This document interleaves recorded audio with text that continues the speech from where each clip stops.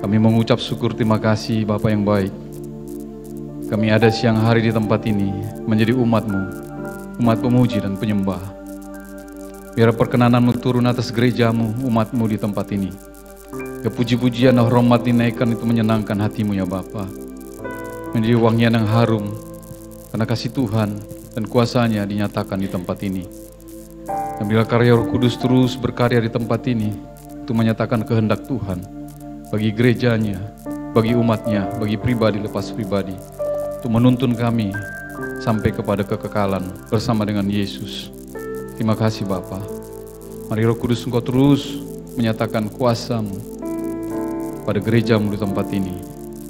Dan sebentar kami akan menerima roti hidup firman-Mu ya Tuhan. Engkau memberkati firman-Mu bagi kami semua. Engkau memberkati juga perjamuan kudus yang akan kami terima. Dengan ucapan syukur untuk mengingat kematian-Mu kayu salib. Engkau rela mati bagi kami semua. Engkau yang tidak berdosa dijadikan dosa karena dosa kami, karena pelanggaran kami. Dan Engkau sungguh baik Tuhan Yesus bagi kami semua. Engkau memanggil kami dalam keadaan berdosa. Dan Engkau mau memahkotai kami dengan kebenaran. Oleh karena Roh Kudus, terima kasih Roh Kudus.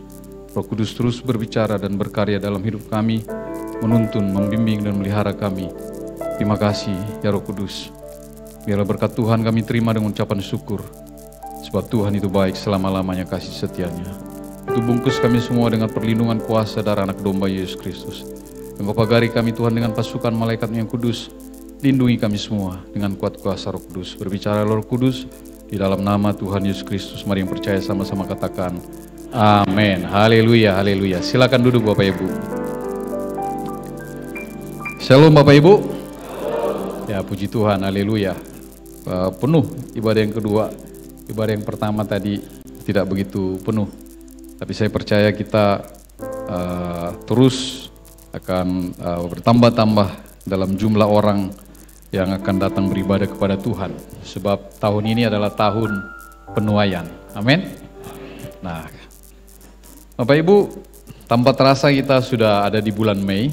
Sebentar lagi kita masuk bulan Juni, bulan yang menyenangkan buat saya karena ulang tahun saya bulan Juni.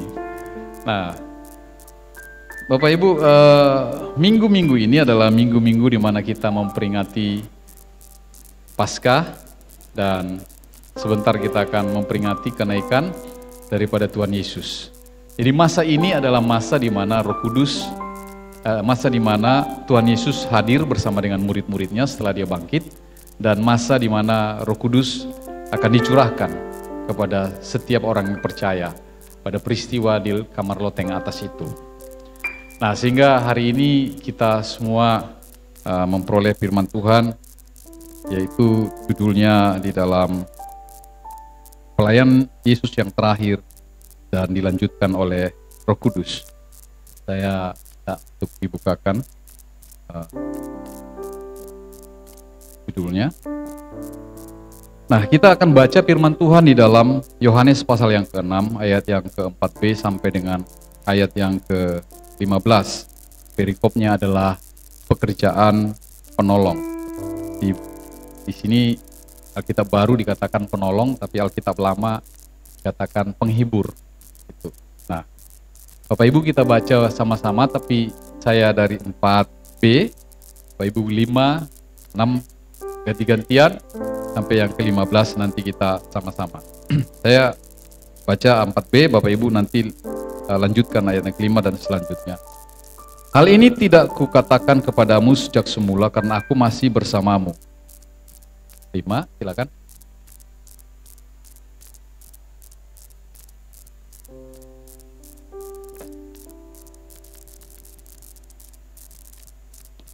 Tetapi karena aku mengatakan hal itu kepadamu, hatimu diliputi duka cita.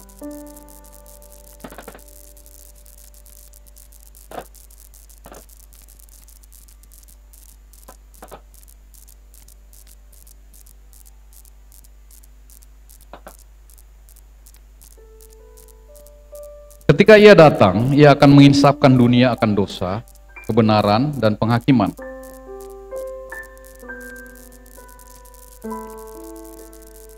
akan kebenaran karena aku pergi kepada Bapa dan kamu tidak melihat aku lagi.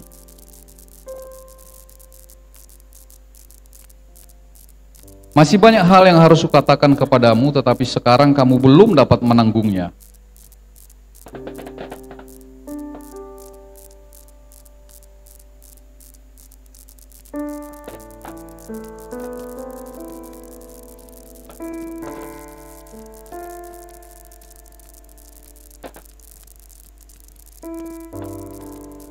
Ia akan memuliakan aku sebab ia akan memberitakan kepadamu apa yang diterimanya dari aku. 15 sama-sama, 1, 2, 3. Segala sesuatu yang Bapa miliki adalah milikku, sebab itu aku berkata ia akan memberitakan kepadamu apa yang diterimanya dari aku. Amin. Bapak Ibu, Alkitab terjemahan baru memang ada sedikit kata-kata yang tidak cocok dengan, atau bukan tidak cocok, maksudnya katanya berbeda. Namun, tetapi kan sama saja, tetapi dengan namun gitu. Nah, ayat firman ini berkata di ayat ke-4b, saya ulangi lagi, hal ini tidak kukatakan kepadamu sejak semula karena aku masih bersamamu. Nah, Tuhan Yesus ngomong kepada murid-muridnya, dia dari semula dia nggak ngomong karena bersama-sama. Tetapi di dalam Yohanes pasal 13 sampai dengan pasal yang ke-17, itu Yesus berkata kepada murid-muridnya bahwa dia akan pergi dan dia akan memberikan seorang penolong, yaitu Roh Kudus, sebanyak 15 kali. Jadi kalau demikian banyak Tuhan Yesus berbicara, maka itu adalah satu kepastian bahwa Roh Kudus akan menggantikan peran Tuhan Yesus di muka bumi pada saat dia naik ke surga. Nah, jadi kekristenan itu adalah sesuatu yang pasti, di mana Yesus lahir, Yesus mati, Yesus bangkit, dan dia menyediakan Roh Kudus, atau dia memberikan Roh Kudus untuk menggantikan posisi Yesus untuk pelayanan-pelayanan yang ada di muka bumi ini, dan dia naik ke sorga, dia duduk di sebelah kanan Bapa, dan dia bersyafaat pada kita. Jadi lahir, mati, bangkit, dan dia berikan Roh Kudusnya, dan dia naik ke surga. Jangan pernah salah Bapak Ibu dengan tahapan ini, bahwa peranan Roh Kudus itu sangat penting di dalam kuasa kebangkitan itu selanjutnya sampai kepada kedatangan dia yang kedua kali. Nah, jadi jangan pernah ragu lagi dengan ketuhanan daripada Yesus Kristus, karena nggak ada yang seperti itu. Dia mati, dia lahir, dia mati, dia bangkit, lalu dia mati lagi. Itu Lazarus, Bapak Ibu. Lazarus kan dia dibangkitkan Yesus, tapi dia mati lagi kan. Ingat kisah percakapan Yesus dengan percakapan Lazarus dengan orang kaya yang ada di neraka dengan Lazarus. Itu kan artinya Lazarus dia sudah dibangkitkan Yesus, tapi dia mati lagi. Dan Tuhan Yesus benar-benar adalah Tuhan, karena dia mati, bangkit, naik ke surga. Tapi sebelum dia naik, Bapak Ibu, maka ada Roh Kudus yang dikaruniakan kepada kita. Amin. Nah, itu sebabnya kita perlu bantuan Roh Kudus untuk memuliakan Yesus.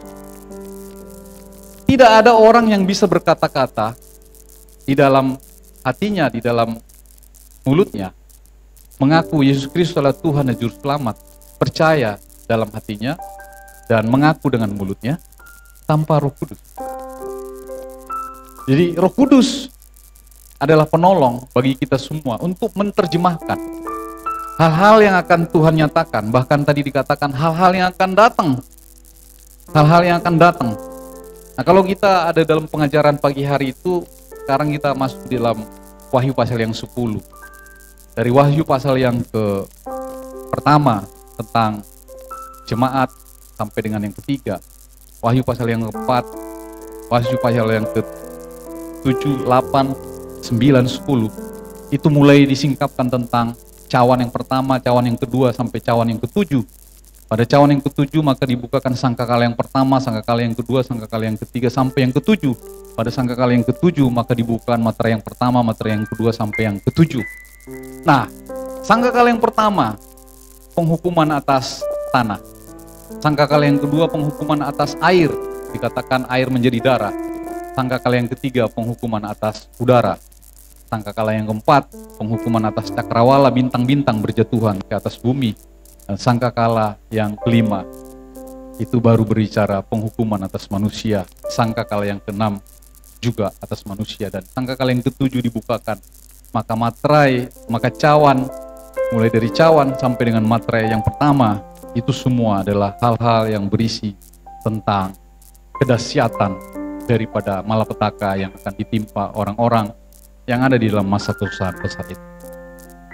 Tapi saya percaya dengan bantuan Roh Kudus yang memuliakan Tuhan Yesus, maka kita semua tidak masuk di dalam masa kesusahan besar itu. Kita semua sudah rapture atau diangkat. Amin. Tapi kita perlu Roh Kudus.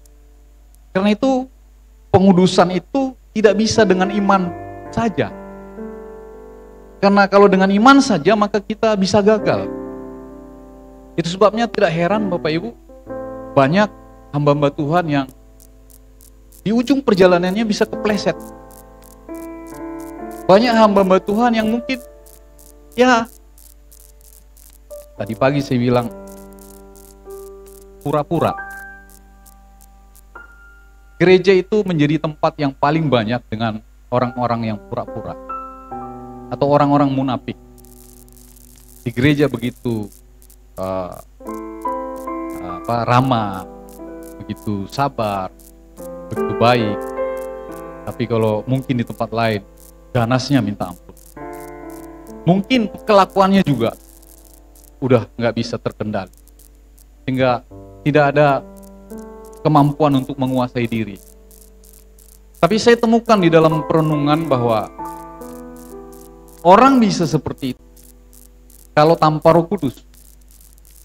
Tapi orang bisa dipenuhi oleh Roh Kudus karena keintiman. Jadi jangan pernah berpikir bahwa Roh Kudus akan menolong kita, memenuhi kita, atau kita mengalami kepenuhan Roh itu tanpa keintiman dengan Tuhan Yesus. Nggak bisa Bapak Ibu. Tidak akan pernah kita dapatkan satu kepenuhan Roh tanpa keintiman. Kecuali atas kehendak Tuhan. Seperti di dalam perjanjian lama. Dia memilih sendiri. Karena dia ada maksud kepada orang tersebut. Untuk dia pakai, untuk tujuan kemuliaan dia. Tapi kalau untuk kemuliaan kita, nggak bakalan. Maka jangan pernah berpikir tentang kemuliaan diri. Tentang peninggian diri. Karena dengan demikian, kita sedang berusaha menggagalkan karya Roh Kudus untuk membawa kita kepada kekekalan. Karena Tuhan datang untuk orang bertobat. Dan setelah orang bertobat, maka dia datang supaya kemana aku pergi, ke sana juga kamu pergi.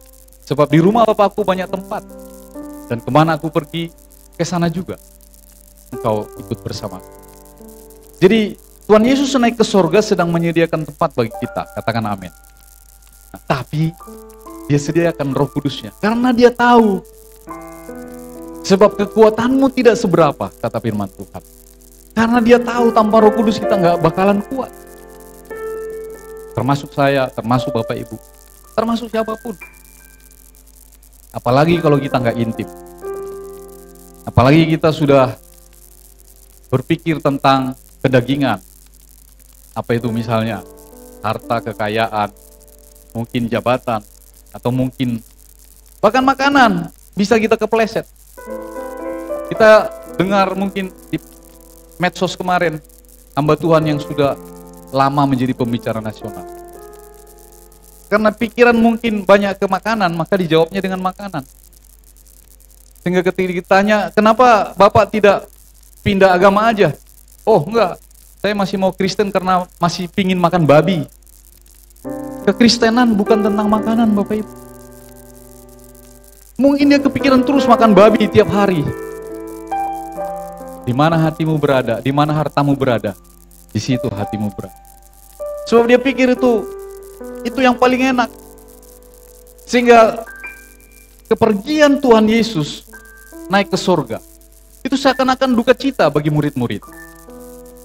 Karena selama ini pandangan mereka, kalau Yesus ada bersama dengan mereka, maka semuanya akan mudah. Sebelumnya Yesus dia anggap sebagai guru, tapi dia anggap sebagai raja juga. Berharap-harap Yesus akan mengalahkan pemerintahan Romawi seperti Daud. Nyatanya tidak, Yesus mati. Mereka semua kocar-kacir, kehilangan harapan. Yesus bangkit. Dan Yesus datang mendatangi murid-murid kembali. Seakan-akan ada harapan kembali bagi mereka untuk menjadikan Yesus sebagai raja. Petrus mungkin berpikir pada saat itu, wah, kalau Yesus benar jadi raja ini, aku jadi menteri pertahanan lah. Mungkin pikir dia begitu. Karena dia agak galak sedikit. Yohanes mungkin berpikir akan menjadi Mensesnek. Karena dia dekat dengan Yesus. Dan yang lain-lain. Fokus mereka kepada kedagingan. Tapi Yesus berkata di dalam ayat ini, hal ini kukatakan kepadamu sejak semula karena aku masih bersamamu. Hari ini tidak kukatakan karena aku masih bersamamu. Tapi di ayat yang, sebentar saya ambil ayatnya. Di ayat yang ke-13 dikatakan begini, yang akhir ya, dikatakannya. Tetapi segala sesuatu yang dengarnya itulah yang akan dikatakannya dan, bukan itu. Ini ayat 12. Masih banyak hal yang harus kukatakan kepadamu, tetapi sekarang kamu belum dapat menanggungnya. Jadi wahyunya Tuhan Yesus itu sebenarnya terbatas kepada murid-murid. Karena dia nggak mau membukakan semua.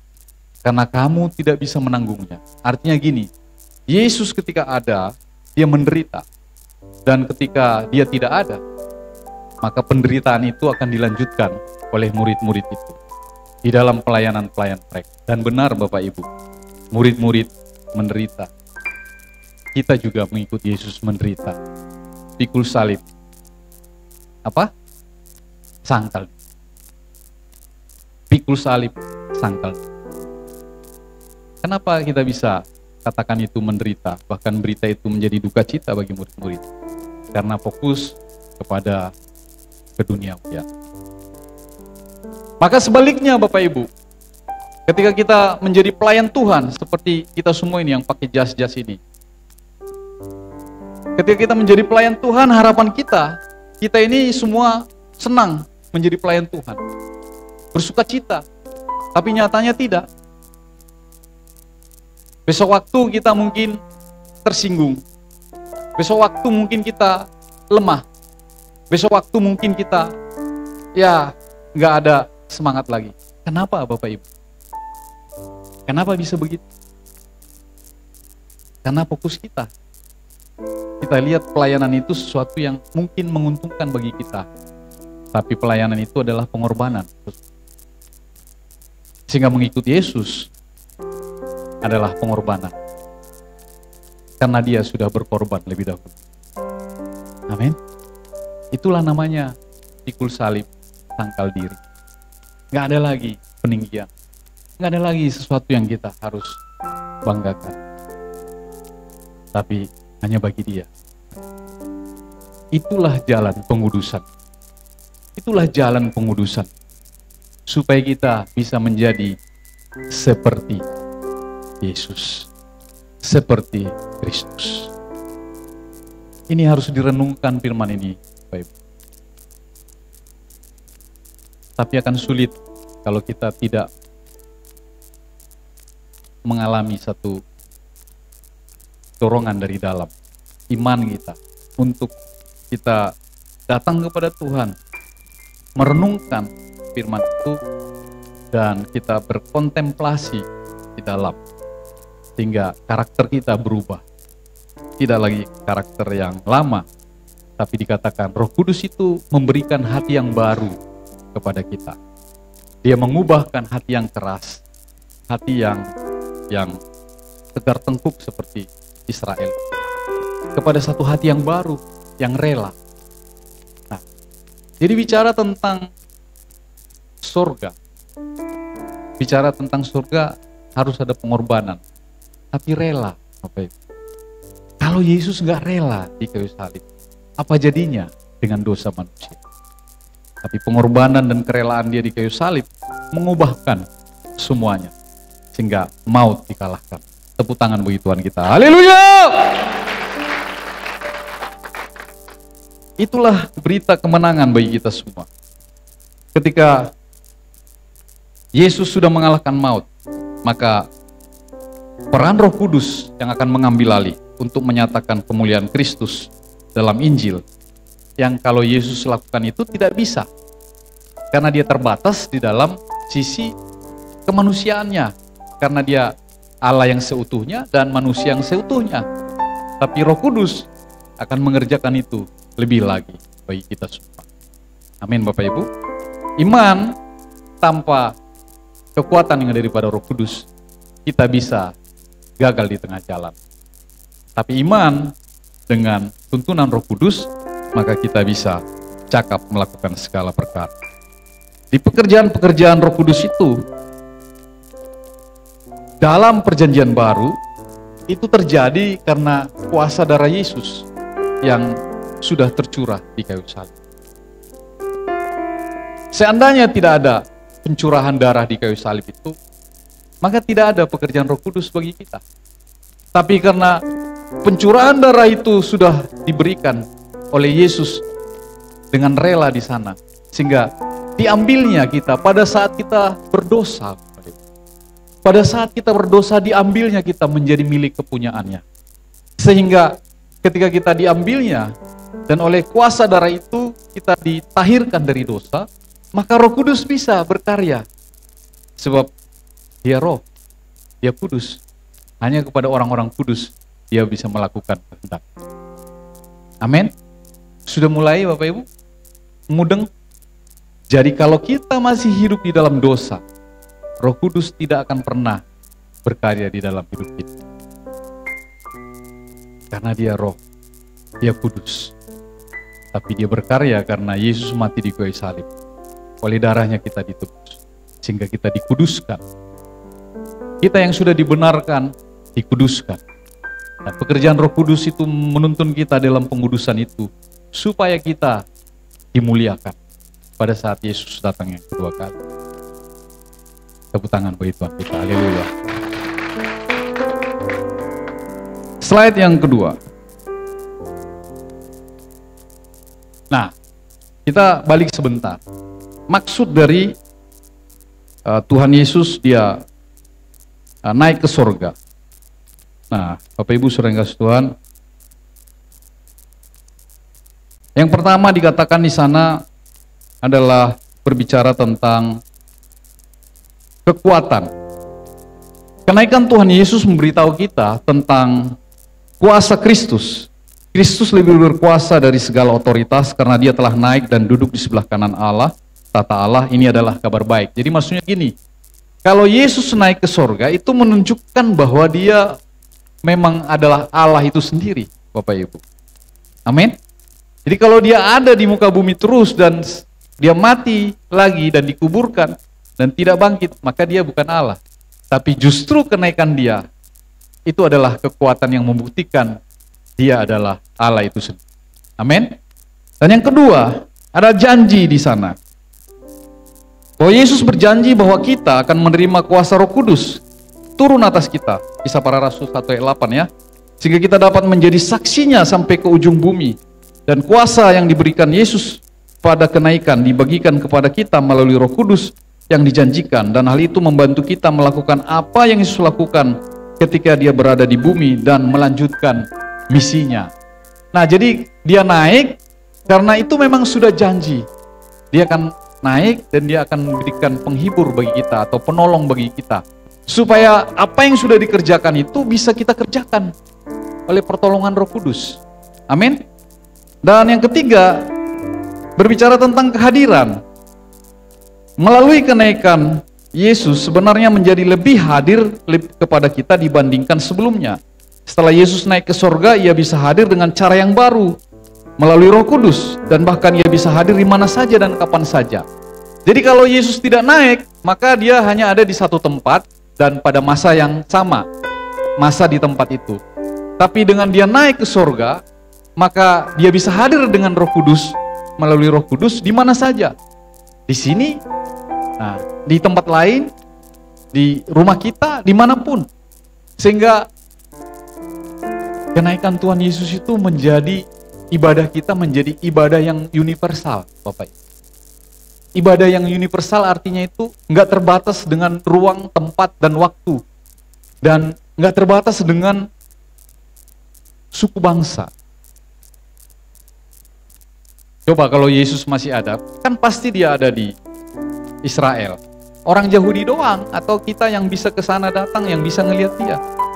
Tapi karena Yesus naik ke sorga, kita yang orang Batak, orang Manado, orang Jawa, orang Sunda, orang China, orang Chinese, orang apa lagi? Ambon, yang sebelum saya sebut. Hah? Orang Nias nggak kesebut, apa lagi yang nggak kesebut? Hah? Orang apa? Orang Jepang ada di sini? Kagak ada. Hah? Orang Kupang, orang NTT, oh iya. Jangan sampai nggak saya sebut, nanti pulang-pulang Pak Gembala nggak adil. Nama saya nggak disebut. Bisa loh, kalau belum dewasa. Itu sebabnya Roh Kudus itulah yang mendewasakan kita. Yesus waktu masih dengan murid-murid. Murid-murid itu kanak-kanakan semua. Kekanak-kanakan. Ada yang lomba-lomba duduk di sebelah kanannya. Ada yang lomba-lomba juga. Macam-macam. Itu gambaran kita. Itu gambaran kita. Sebelum kepenuhan kita oleh Roh Kudus. Itu sebabnya ada buah roh kan. Gambaran orang-orang yang belum dipenuhi Roh Kudus ya, buah rohnya itu belum matang. Belum seutuhnya. Sukacitanya belum penuh, kasihnya belum penuh, apalagi kemurahannya belum penuh, hanya kadang-kadang. Itu sebabnya tadi saya ngomong pura-pura. Ada orang yang foto pura-pura bahagia, lalu ditaruh di Facebook. Wah, kelihatan teman-temannya, bahagia banget ya. Tapi nggak taunya orang itu di dalam rumah sedang dalam masalah. Seringkali kita tampilkan citra yang munafik, citra yang sebenarnya itu bukan kita. Tapi ingat, waktu akan membuktikan, dan kita tidak akan pernah sanggup kalau kita tidak benar-benar utuh. Karena Roh Kudus akan menyingkapkannya. Sehingga engkau di dalam dosa, sekalipun engkau simpan-simpan begitu rapat, dosa itu pasti tercium. Roh Kudus pasti akan membukakan. Baik. Tapi sebab itu kita semua sama posisinya. Kita semua pada awalnya memang sudah jatuh di dalam dosa dan kedagingan itu. Maka yang bisa kita lakukan hanyalah merelakan diri kita untuk dituntun oleh Roh Kudus. Sebab kalau arahan pandangan kita tetap kepada manusia yang lama, kepada kedagingan itu, maka kita capek Bapak Ibu. Capek. Itu sebabnya ada orang yang lelah melayani Tuhan. Padahal tiap hari berdoa, tiap hari datang ke gereja tiap minggu, tapi enggak membuat dia bisa sedamai sejahtera. Kenapa? Karena dia tidak memalingkan wajahnya kepada satu pengorbanan dan kerelaan yang tadi, tapi kepada satu kenikmatan yang egosentris. Sehingga sangat sulit bagi orang-orang yang demikian untuk bertumbuh, berkembang, sampai ke kemaksimalan seorang laki-laki kalau dia laki-laki, kemaksimalan seorang wanita kalau dia seorang perempuan. Jadi kemaksimalan itu diperoleh dari keintiman dengan Tuhan. Tidak ada cara lain. Tidak ada cara lain. Hanya keintiman dengan Tuhan. Karena di sanalah Roh Kudus itu bisa berkarya bagi kita. Amin Bapak Ibu. Nah, kita lanjut ke slide berikutnya. Pelayanan Roh Kudus kepada dunia. Rencana Allah adalah mengirimkan Roh Kudus untuk menandai dimulainya perjanjian baru. Roh Kudus akan memberikan hati yang baru. Nah, jadi Roh Kudus itu yang memberikan hati yang baru.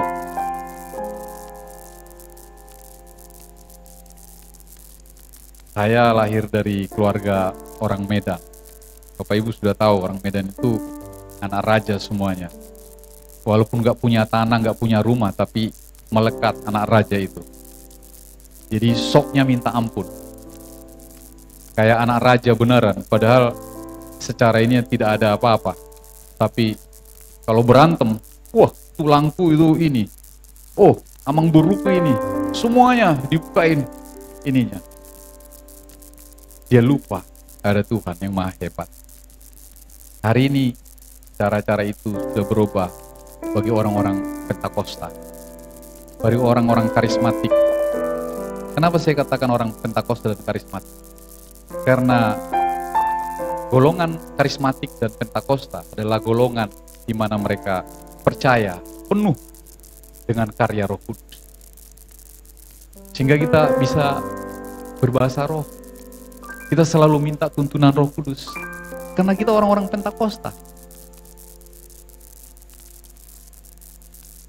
Bagi gereja yang lain, karya Roh Kudus hanya kamar loteng atas, selesai. Lalu datang ke gereja dengan liturgi. Tapi kalau pesta, saya nggak ngomongin. Tapi terpancar dari dalam kita. Orang-orang Pentakosta, orang-orang yang menghargai kepenuhan Roh Kudus. Sehingga kau menyanyi, menyanyilah buat Tuhan. Sehingga kau menari, menarilah buat Tuhan. Sesekali engkau ada di pesta, oke, menari, menyanyi. Karena engkau di mana ada kegembiraan, di situ kau bisa bergembira juga. Jangan orang gembira kamu menangis, atau orang lagi menangis kamu bergembira. Bahaya itu. Orang Pentakosta mana ini? Jangan-jangan Roh Kudus ini bukan Roh Kudus. Tapi Roh Kudus akan menuntun kita bergembira. Tapi menyanyilah buat Tuhan, menarilah buat Tuhan, bersukacitalah buat Tuhan, dan bergembiralah buat Tuhan. Maka Tuhan akan mengabulkan doamu. Tepuk tangan bagi Tuhan kita. Kehadiran Allah sendiri untuk membimbing, mengajar, dan menumbuhkan pengikut Kristus dalam keserupaan dengan Kristus. Yesus terbatas pada satu tempat dan waktu dengan sifat manusianya, tetapi roh tidak memiliki batasan karena ia tinggal dalam semua orang percaya yang menuntun dalam kebenaran. Jadi di sini dikatakan kita ini pengikut Kristus ini dibimbing oleh Roh Kudus itu supaya kita serupa dengan Dia. Karena asalnya serupa. Waktu penciptaan Adam dan Hawa itu, kita ini serupa, mereka serupa dikatakan. Di dalam gambar dan rupa. Gambar dan rupa itu artinya di dalam satu citra dirinya manusia itu sama dengan Allah. Tapi manusia tergoda oleh ular itu sehingga citra diri itu rusak. Gambar diri Allah yang dalam kita ini rusak. Sehingga tidak sama lagi. Tapi Yesus mengembalikan itu, citra diri yang rusak itu ketika kita menjadi percaya kepada Dia dan kita kepenuhan oleh Roh Kudus itu. Tapi serupanya itu nggak bisa lagi seperti semula, langsung. Tapi keserupaan itu harus berjalan di dalam pengudusan itu. Semakin hari, semakin hari, semakin hari. Jadi kalau ada di antara kita misalnya hari ini masih merokok, mungkin kamu bilang begini, Pak Gem, saya nggak bisa putusin rokok saya langsung sehari, nggak ada. Oke. Tuhan baik kan? Oke. Mungkin sebatang dulu sehari. Tapi Pak Gem sebatang ini 2 batang lah. Oke, 2 batang. Pokoknya dari sebungkus, oke. Tapi sebenarnya kalau kita niatkan hati kita, bisa kok. Bisa. Tapi Tuhan terus menunggu. Itulah bayangan kita harusnya tentang baiknya Tuhan bagi kita. Kalau Dia menjadi kejam, kalau kita pikir Tuhan itu Tuhan yang kejam, nggak ada waktu loh buat kita untuk kita bertobat. Binasa kita semua. Tapi Dia baik. Dia nanti kita. Dia nanti. Tadinya munafik itu, seperti saya munafik. Seperti Bapak Ibu juga mungkin ada yang munafik, nggak tahu.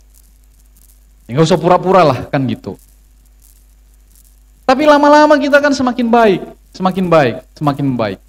Dengan adanya waktu yang sekarang ini, Bapak Ibu Saudara Tuhan, itu sebabnya dikatakan di dalam kitab Wahyu, ada cawan yang pertama, cawan yang kedua, cawan yang ketiga, cawan sampai cawan yang ketujuh, itu berisi doa-doa orang-orang kudus, supaya waktunya diperpanjang, supaya waktunya Tuhan sediakan, masih banyak orang yang mau dituai. Itu maksudnya cawan itu, Bapak Ibu. Jadi Tuhan itu sebenarnya baik banget bagi kita. Dia nanti kita berubah. Dia nanti kita berubah. Sampai kepada satu titik di mana keserupaan itu bisa kita alami, Bapak Ibu. Amin.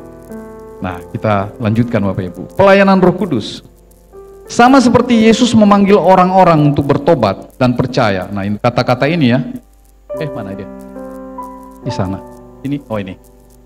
Sama seperti Yesus memanggil orang-orang untuk bertobat. Jadi ingat, Yesus itu tidak berbicara tentang makanan dan minuman selalu. Dia berbicara tentang keselamatan, sehingga dia hanya peduli kepada orang bertobat. Kalau engkau orang kaya, nggak bertobat, dia benci. Kalau engkau orang miskin, nggak bertobat, dia benci juga. Kalau engkau orang miskin, bertobat, dia senang. Kalau engkau orang kaya, bertobat, dia juga senang. Artinya apa, Bapak Ibu Saudara Tuhan? Tuhan Yesus selalu berbicara tentang kekekalan. Amin. Tapi harus lewat Dia. Karena tidak ada jalan lain.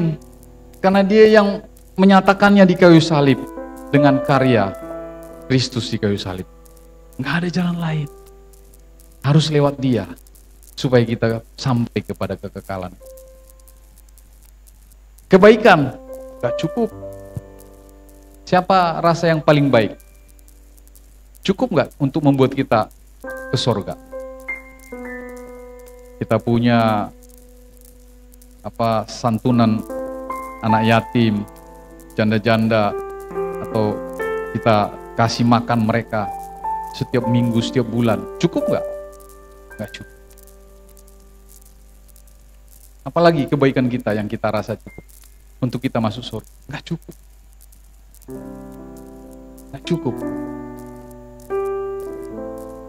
Apa semua ini bisa menyantunin anak yatim? Enggak. Berarti kalau yang punya duit doang yang masuk surga. Kalau gitu adil gak Tuhan? Kan gak mungkin cara seperti itu. Kalau dikatakan orang yang saleh, yang terus berbuat kebaikan kepada anak yatim lah yang masuk surga, kira-kira yang gak punya duit bisa nyantunin gak? Berarti gak masuk surga. Padahal firman Tuhan berkata, berbahagialah orang-orang miskin, karena mereka lah yang punya kerajaan surga. Itulah Tuhan kita. Luar biasa ya Tuhan kita ya. Jadi kalau dengan perbuatan kita masuk surga, maka banyak yang gak masuk surga. Tapi karena Dia jalan, Dia kebenaran, Dia hidup, maka kita semua boleh masuk surga. Entah engkau susah, entah engkau senang, entah engkau kaya, entah engkau miskin, entah apapun jabatanmu, semuanya bisa melalui Dia. Asal berjalan di dalam pengudusan itu dan rela mau dibimbing. Jangan keraskan hatimu. Hati yang lembut. Karena Roh Kudus memberikan hati itu kepada kita, hati yang baru. Saya lanjutkan, Bapak Ibu. Sama seperti Yesus memanggil orang-orang untuk bertobat dan percaya, demikian Roh Kudus melanjutkan pelayanan itu dengan cara Roh Kudus akan meyakinkan dunia akan dosa.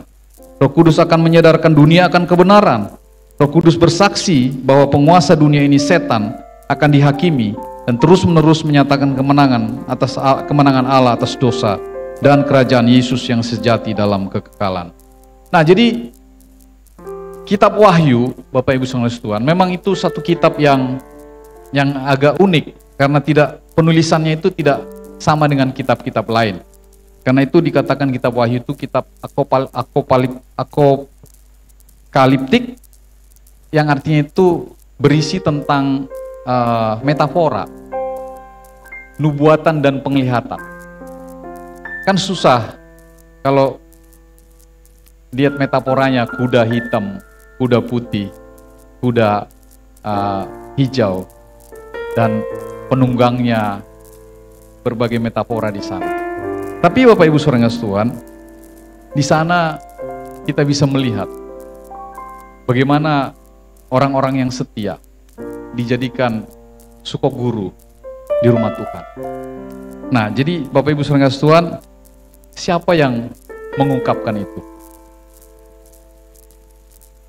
Roh Kudus berbicara kepada Yohanes di Pulau Patmos.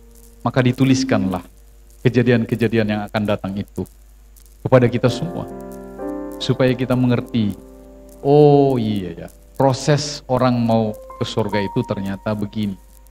Proses orang yang tidak taat, tidak setia, maka mereka akan mengalami masa kesusahan yang besar. Kita tinggal pilih. Tapi rasanya gak ada yang sanggup masuk dalam kesusahan besar itu, kecuali dikatakan di dalam kitab Wahyu 144.000 orang Israel yang diberikan kekuatan daripada Tuhan. Tapi ada yang martir di sana, yang syahid. Tapi itu pun karena tuayan yang dilakukan oleh 2 saksi Allah itu. Bapak Ibu Saudara Tuhan, sekaranglah waktunya bagi kita untuk mengalami perubahan, mengalami kontemplasi di dalam hidup kita, supaya karakter kita dari karakter yang sulit, karakter yang keras, karakter yang mungkin ya egosentris, kita berubah sekarang. Jadi khotbah ini menjadi satu khotbah yang berarti kalau Bapak Ibu bisa merenungkan ini, merelakan diri untuk ada dalam satu perubahan. Amin Bapak Ibu. Nah, itu harus terjadi di dalam cara hidup kita sehari-hari. Paling mudah selalu saya berbicara tentang rumah tangga. Paling mudah berbicara di tengah-tengah keluarga, karena di sana kita bisa lihat semuanya terbuka. Mungkin kita kalau keluar dari rumah kita bisa tutup-tutupin, tapi di rumah tidak ada lagi yang bisa kita sembunyikan. Nah, tapi justru dengan itu maka kita bisa perbaiki satu-satu, perbaiki terus, perbaiki terus, perbaiki terus, perbaiki terus. Saya percaya asal kita mau, maka kita bisa menjadi yang terdepan, Bapak Ibu. Tadi pagi saya cerita, waktu saya kuliah pertama kali, tapi ini hanya contoh kecil, tapi Roh Kudus dia sangat detail dengan kehidupan Anda. Jangan pernah pikir hal-hal yang besar saja yang ikutin oleh Roh Kudus, tapi setiap detil dalam kehidupan kita, Roh Kudus itu dia ikutin kita.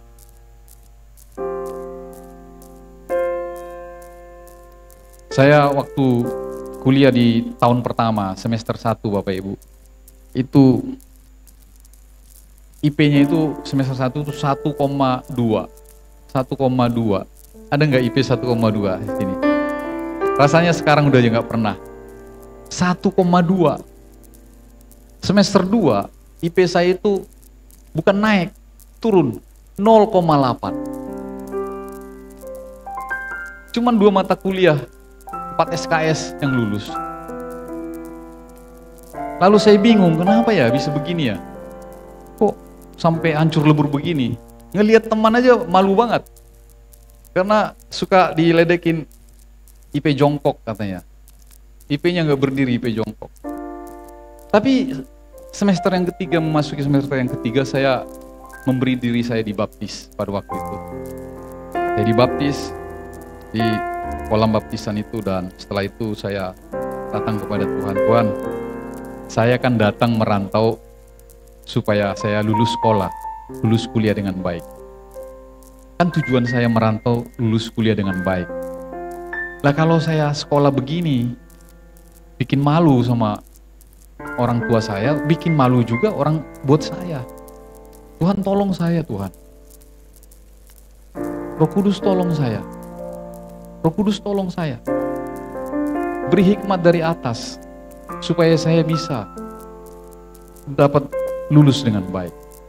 Tapi benar Bapak Ibu, ini bukan cerita bohong, tapi ini kenyataan yang saya kerjakan dan lakukan. Saya datang kepada Tuhan waktu itu, Roh Kudus tolong saya. Saya juga bingung. Tiba-tiba saja rasanya kok begitu mudah gitu. Kayak tahun sebelumnya, semester sebelumnya, ujian itu sama saya jawabnya. Tapi itu keluar nilainya bagus-bagus. Nah, akhirnya saya yang tadi sudah ada di belakang, kan 48 orang, kita di belakang tuh, di golongan 40 ke atas.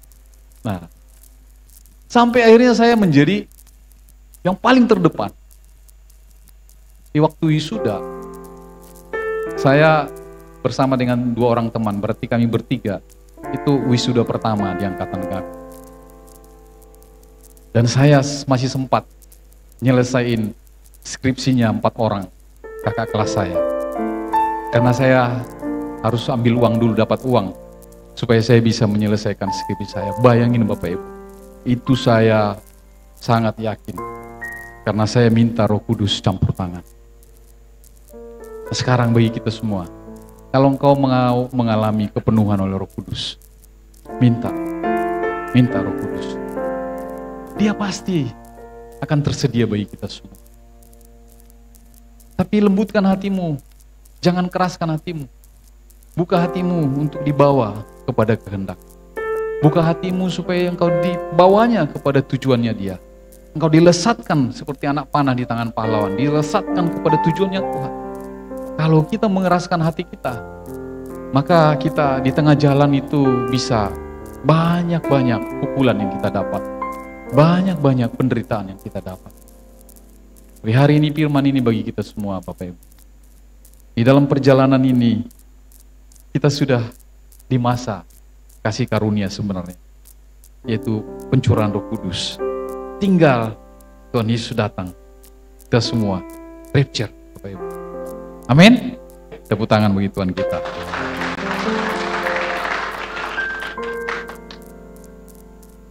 Yang terakhir,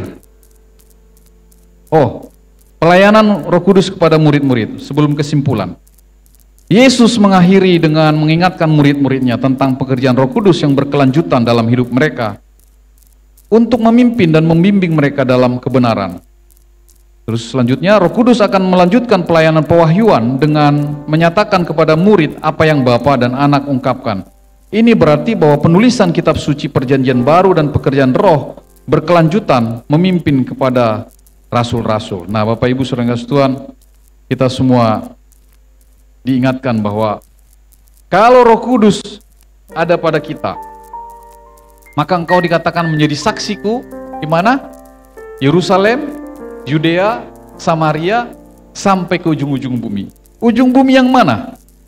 Nah, ujung bumi adalah di mana kaki kita berada. Jadi kalau kita ada di bumi anggrek, ya di sini kita kerjakan. Kalau kita ada di rumah, di situ kita kerjakan. Kalau kita ada di kantor, di situ kita kerjakan. Jangan berbeda ya. Ada orang yang di rumah baik, di kantor enggak. Atau ada orang yang di kantor tapi di rumah enggak. Mohon maaf. Saya seringkali ketemu teman bapak saya dulu di jalanan. Terus dia tanya, kau anaknya si ini ya? Iya Tulang. Wah, bapakmu baik banget ya. Bapakmu suka menolong orang. Kalau di rumah bapak itu, waduh, gak boleh salah. Saya bingung. Bapakku rupanya baik banget sama orang-orang ya. Ada orang di penjara, satu keluarga tinggal di rumah kami. Bayangkan, satu keluarga.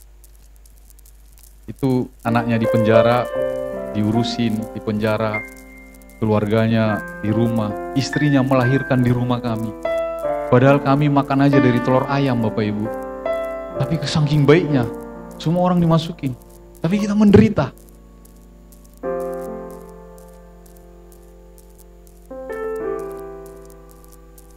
Wah, itu kita alami. Di luar baik banget, terkenal. Tapi di rumah berbeda Bapak Ibu.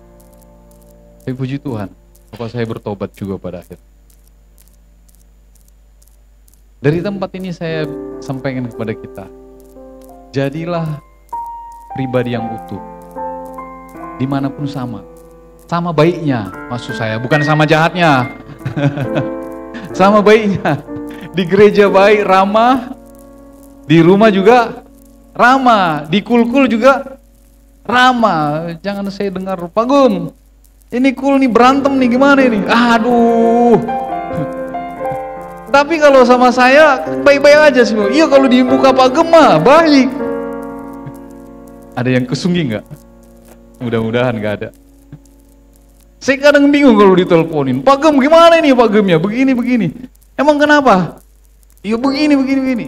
Loh, ya kayak orangnya kan baik sih. Ya kalau sama Pak Gem doang itu baik mah, kalau sama kita enggak. Enggak Bapak Ibu, jangan. Sama kita selalu. Amin. Dimanapun kita berada sama. Citranya anak-anak Allah kita harus tampilkan. Citranya terang Tuhan harus kita tampilkan. Mau di tempat kerja, mau dimanapun.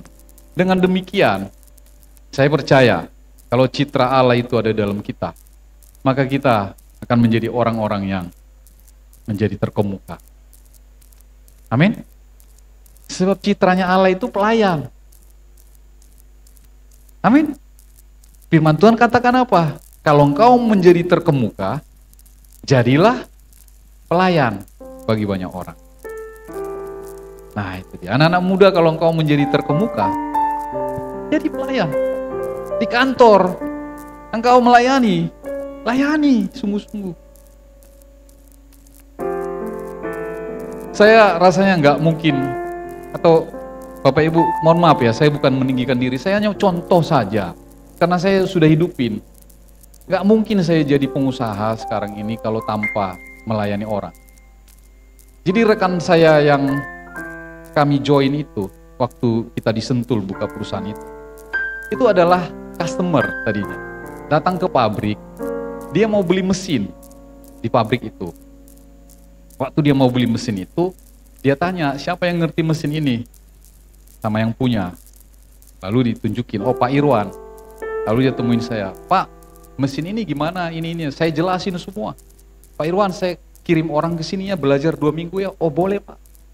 Nah setiap kali dia tanya, saya selalu jawab dengan tuntas. Lalu kami pergi ke Turki, jalan-jalan pada waktu itu. Sepanjang jalan, ada aja pertanyaannya. Tapi saya berusaha untuk melayani dia. Iya Pak, ini begini. Nah, ternyata itu melekat di hatinya. Sehingga waktu saya telepon, Pak, saya pingin kita buka pabrik. Wah, setahun yang lalu saya udah kepingin sama kamu. Dia bilang gitu. Tapi bukan cuma dia. Pada saat itu bersamaan ada lagi satu teman saya lagi. Itu juga pelanggan, lama sekali itu. Kira-kira 20 tahun lalu saya kerja di Balaraja.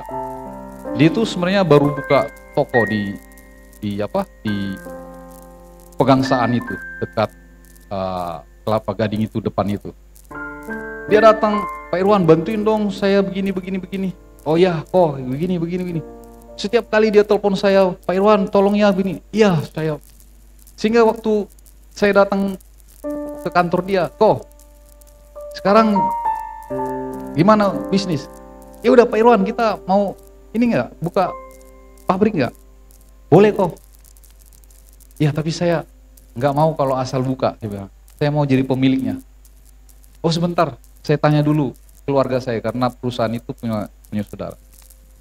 Beberapa hari kemudian dia bilang sama saya, oh keluarga saya setuju. Pak Irwan boleh ambil 20%. Bapak Ibu, itu semua datang dari pelayanan kita. Jadi saya mau katakan begini, khususnya anak-anak muda. Engkau harus relakan dirimu untuk melayani orang dengan setuntas-tuntas. Sampai orang terpikat dengan citra dirimu. Itu citra dirinya Tuhan yang datang untuk melayani, bukan untuk dilayani. Jadi kalau engkau mau menjadi yang terkemuka, maka engkau menjadi pelayan. Amin Bapak Ibu. Roh Kudus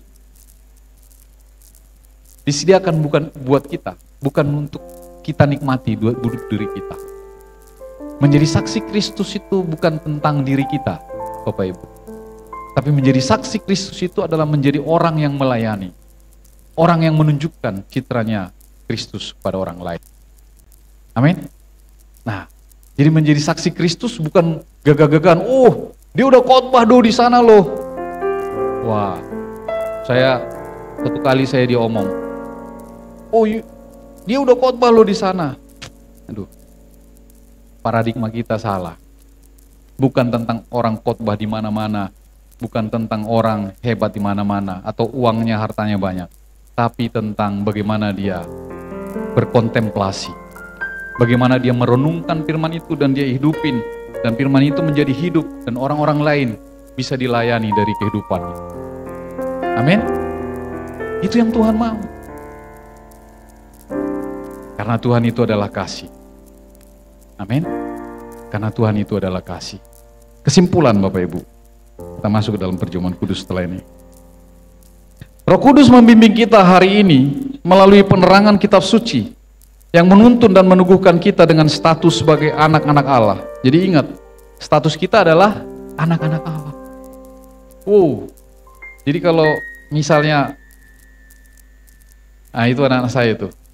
Nah, pasti orang kan bilang, oh anaknya Pak Irwan itu. Kan gitu kan. Nah kita, anak-anak Allah itu.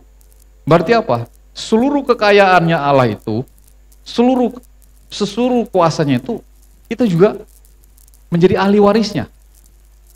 Amin. Nah, dengan demikian Bapak Ibu saya maksud Tuhan, harusnya kita semua bersuka cita. Harusnya kita bergembira. Karena apa? Allah kita Allah yang dahsyat, men. Iya kan? Jadi jangan sampai kita nyanyi, aduh. Udah nyanyi enak, tapi kita nggak bisa nyanyi. Aduh. Nyanyi dulu lah kita. Peganglah tanganku Roh Kudus setiap hari,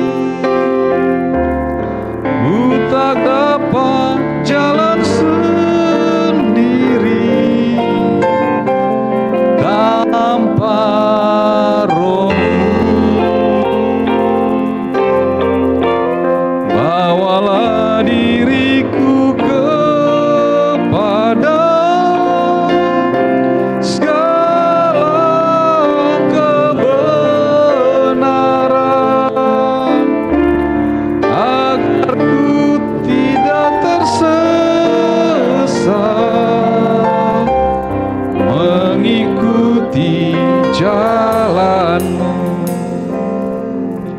Udah naik. 2 poin lagi ya.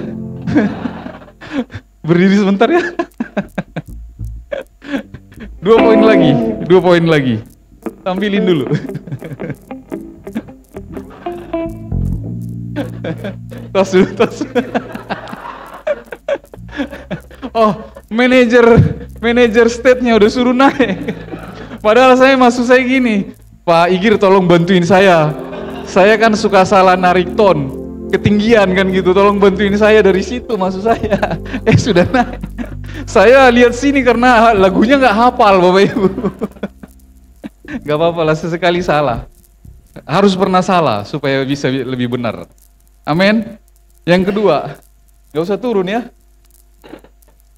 Roh Kudus memerintahkan kita untuk hidup dalam roh dan tidak menuruti keinginan daging, dan akan terus mengungkapkan kebenaran dan membimbing kita dalam kebenaran. Nah itu dia, yang terakhir.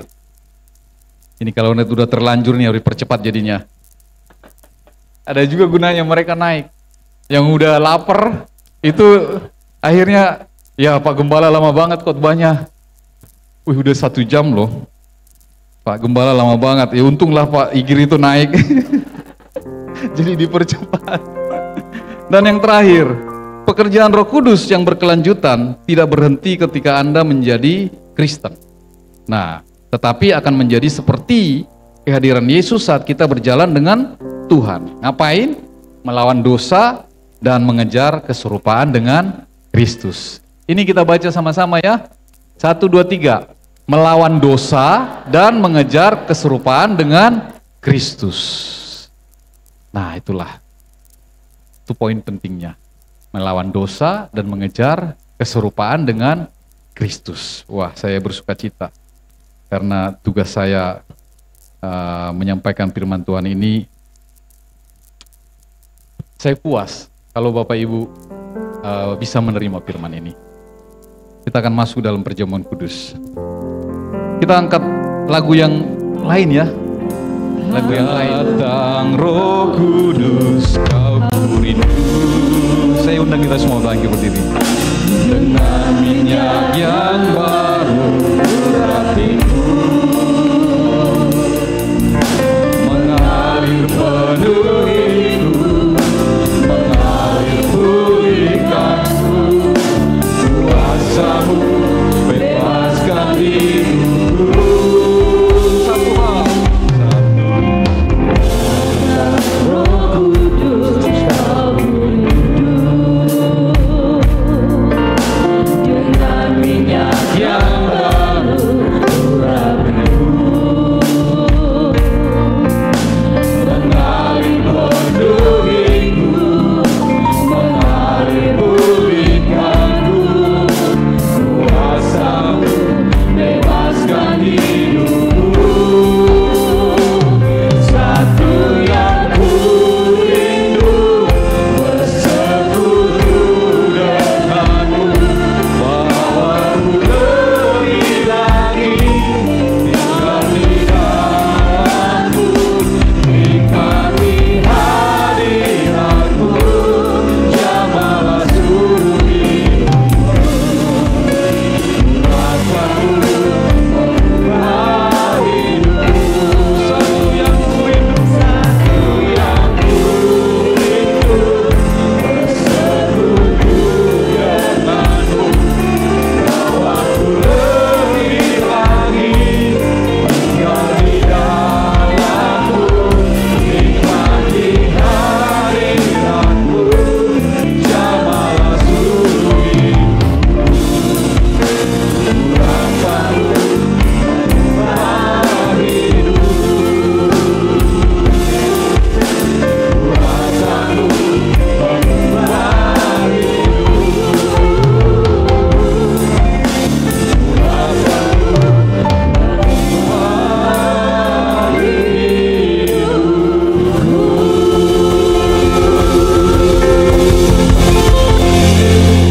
Biarlah pengurapan Roh Kudus turun atas kami semua. Sebab itulah yang mengubah hidup kami dari yang tidak berarti menjadi berharga di mata Tuhan. Terima kasih Bapa. Biar kami semua ya Tuhan menjadi biji mata kesayangan-Mu. Engkau pelihara kami, Engkau jagai kami, Engkau bela kami ya Tuhan. Terima kasih Bapa. Berkati seluruh jemaat-Mu pada siang hari ini Tuhan. Berkati di dalam kehidupan pribadi mereka, keluarga mereka, dalam kehidupan mereka bertetangga, dalam kehidupan mereka bersosialisasi, ada di kantor-kantor di mana mereka bekerja, bahkan berusaha ya Tuhan. Biar mereka menjadi berkat bagi banyak orang ya Tuhan. Terima kasih, berkati seluruh jemaat-Mu di dalam nama Tuhan Yesus Kristus. Dan kami akan masuk dalam perjamuan kudus ya Tuhan. Sucikan dan kuduskan perjamuan kudus ini. Roti dan anggur Engkau meneraikan menjadi tubuh dan darah-Mu Tuhan Yesus Kristus. Kami terima dengan ucapan syukur untuk mengingat kematian-Mu di kayu salib. Engkau mati bagi kami semua. Engkau yang tidak berdosa dijadikan dosa karena dosa kami dan pelanggaran kami.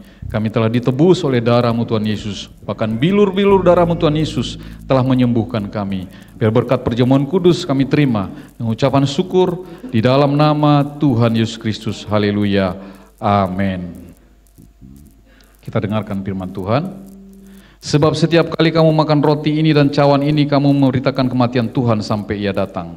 Jadi barang siapa saja yang tidak layak makan roti atau minum cawan Tuhan, ia berdosa terhadap tubuh dan darah Tuhan. Karena itu hendaklah tiap-tiap orang menguji dirinya sendiri, dan baru sesudah itu ia makan roti dan minum dari cawan itu. Mari Bapak Ibu, saya berikan waktu bagi kita berdoa, minta ampun sama Tuhan, supaya kita semua layak semeja sidangan dengan Dia. Oh ralabaya.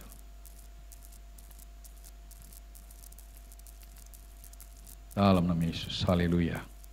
Sebab apa yang telah kuteruskan kepadamu telah aku terima dari Tuhan, yaitu bahwa Tuhan Yesus pada malam waktu ia diserahkan mengambil roti, mari kita angkat roti tangan kanan kita tinggi-tinggi. Dan sesudah itu ia mengucap syukur, ia memecah-mecahkannya dan berkata, inilah tubuhku yang diserahkan bagi kamu, lakukanlah ini sebagai peringatan akan aku. Bukankah roti yang kita pecah-pecahkan adalah persekutuan dengan tubuh Kristus? Amin. Mari kita makan dalam nama Tuhan Yesus Kristus. Haleluya.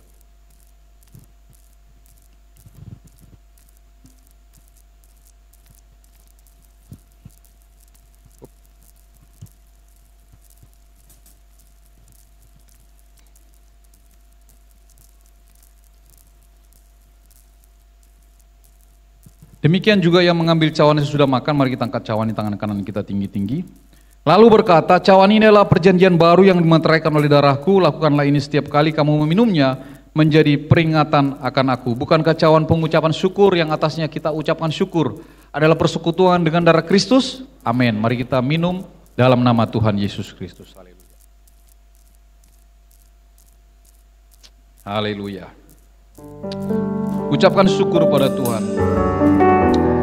Terima kasih